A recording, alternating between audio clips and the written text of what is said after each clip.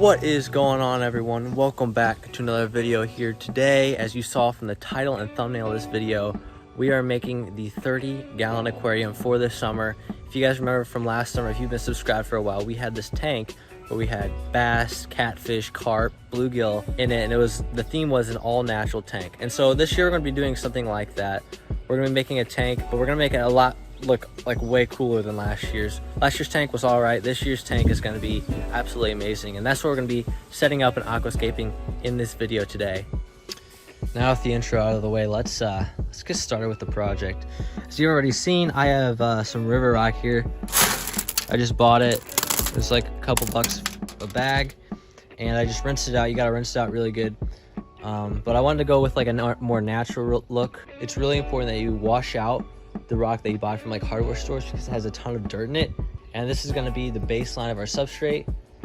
As you'll see with the tank in a minute, I already got some like petrified wood set up, and I'm going to take some of that out, and we're going to be putting this in the bottom and then placing the rocks around, trying to make a really cool view.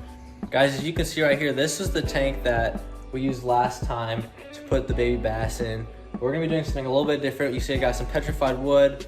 As you already saw, we have the river rock as substrate. We're going to use some sand as substrate. We're going to use several different rocks and woods here to make this tank really pop. I'm going to be practicing some of my aquascaping skills that I've somewhat learned. We're going to try to make this tank look natural, but also like really cool at the same time. So bear with me as we make our new 30-gallon aquarium.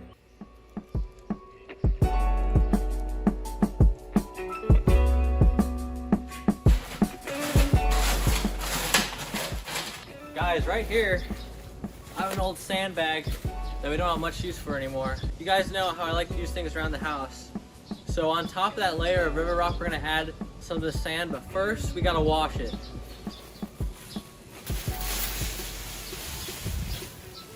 Gonna start off with about this much for now. It looks very dirty, so we're gonna give it a good wash.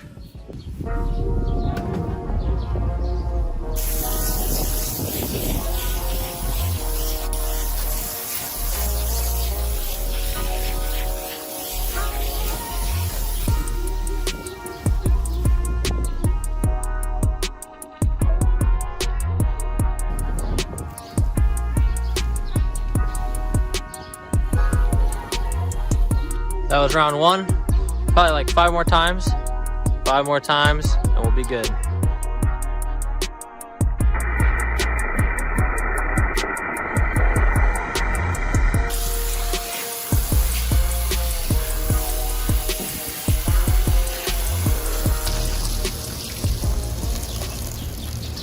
you guys can see, we got this the rock in, but now we're gonna put the sand in. As I showed you before, that's all washed out and fairly clean, so now we're gonna put that into the tank.